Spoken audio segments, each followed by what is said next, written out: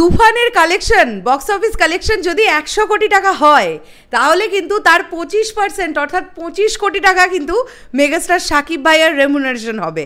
আর যদি তুফানের কালেকশন 200 কোটি হয়ে যায় তাহলে কিন্তু ওনার রেমুনারেশন হবে 50 কোটি টাকা। For the first time megastar Shakib Khan 25 crore 50 কোটি এরকম রেমুনারেশন নিতে যাচ্ছেন তুফানের মাধ্যমে। আমরা সবাই চাই এই ছবিটা 100 কোটির ক্লাবে যেন ঢোকে এবং মেগাস্টার শাকিব ভাইয়ের রেমুনারেশন 25 কোটি হতেই হবে। হ্যালো আমার শাকিবিয়ান ভাইরা বোনেরা, আশা করছি তোমরা সবাই খুব ভালো আছো। চলো আমরা একটু ফিরে যাই তুফানের শুভ মহরতের দিনে, যেদিনকে প্রডিউসার্সরা ছিলেন, ডিরেক্টর রায়হান রফি ছিলেন, মেগাস্টার শাকিব খান ছিলেন।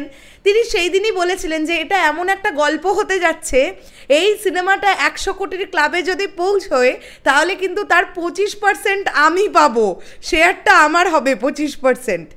তো সেই কথাটা গতকাল যখন তুফানের স্পেশাল স্ক্রিনিং হচ্ছিল, স্ক্রিনিংয়ের আগে আর কি, মেগাস্টার আবার মজা করে এই কথাটা বলেন।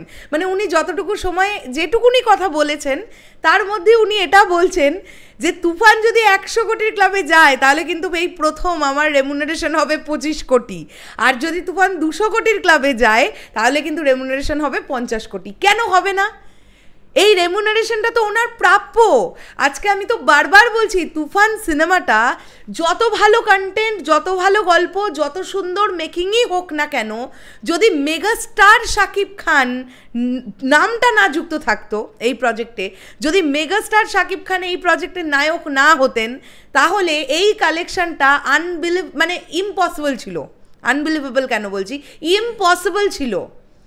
তো আজকে যে মানুষটার নামে সিনেমা চলে, যে মানুষটার পারফরমেন্স দেখে লোকে বেরিয়ে পাগলের মতন করছে, সেই মানুষটার কেন 25% রেমুনারেশন হবে না? হতেই হবে, অবশ্যই হতে হবে। আমরা চাইবো যে তুফান যদি 100 কোটির ক্লাবে ঢোকে, আমরা আশা রাখবো এই ছবিটা 100 কোটির ক্লাবে ঢুকবে।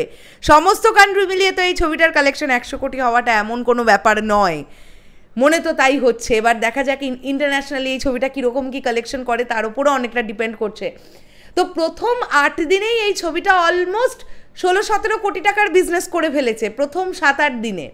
তাহলে এই ছবিটা 1 মাস পরে গিয়ে কী কালেকশনটা করবে? এই ছবিটা লাইফ টাইম কালেকশন 100 কোটি হতেই পারে, তাহলে 25 কোটি টাকা কিন্তু মেগাস্টারের, এটা কিন্তু অবশ্যই। আমি জানি না এই কথাটা উনি হয়তো মজার ছলেই গতকাল প্রেজেন্ট করেছেন, কিন্তু এই কথাটা উনি মজার ছলে প্রেজেন্ট করে থাকলেও কথাটা একদম ধ্রুব সত্যি যে ওনার রেমুনারেশন কিন্তু 25% হওয়া উচিত, ডেফিনেটলি উচিত।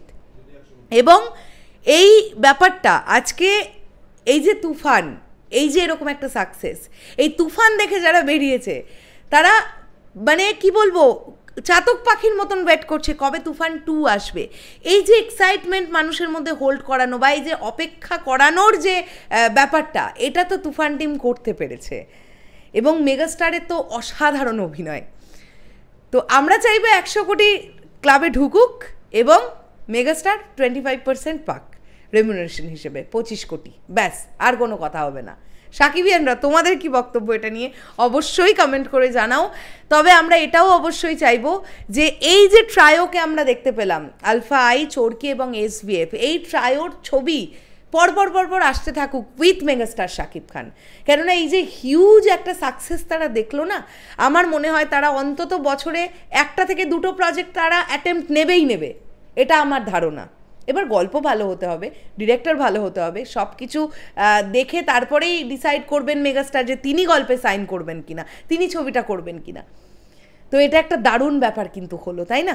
শেষ করলাম ভিডিওটা। তোমাদের কি বক্তব্য এই পুরো বিষয়টাকে নিয়ে অবশ্যই কমেন্ট করে জানিও। দেখা হচ্ছে আবার খুব শিগগিরই।